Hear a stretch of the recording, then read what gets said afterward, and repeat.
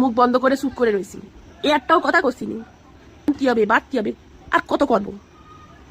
1 তারিখটা আসতে দে, তারপর দেখতেছি 3000 টাকা ঢুকবে আর যাতায়াত ভাড়া ফ্রি। ব্যাস, একবার শিলিগুড়ি একবার দীঘা, একবার শিলিগুড়ি যাবো।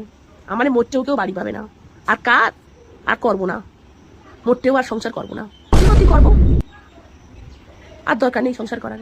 আচ্ছা, একটা প্রশ্ন, সেটা হচ্ছে এই যারা পুরনো সরকারের আমলে ডিভোর্স করিল, নতুন সরকার নাকি কাগজপত্র মানবে না, সত্যি?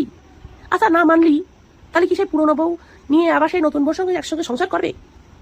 কি করবে রে? মারামারি বাদ দে না, তাকে মানায় নেবে নেই। দূর বাবা, ও দিয়ে আমার কি? আমার তো আর ডিভোর্স হয়নি, এই সংসার ঠেলে পারতেছি না, তার আবার ডিভোর্স।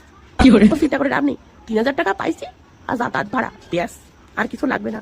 আর যদি সহৃদয় ব্যক্তি হয়ে থাকে তাহলে একটু নেট ফ্রি দেবে না, ওয়াইফাই দিলেই হবে না, আর কিছু লাগবে না আমাকে, তাই না? কও যাওয়া কেউ, তাহলে রেডি হও কিন্তু, আর বেশি দিন বাকি নেই। আমার ব্যাগ গুছানো, আমি রেডি, আমার ব্যাগ গুছানো, আমার জুতো ব্যাগ সব গুছানো রয়েছে।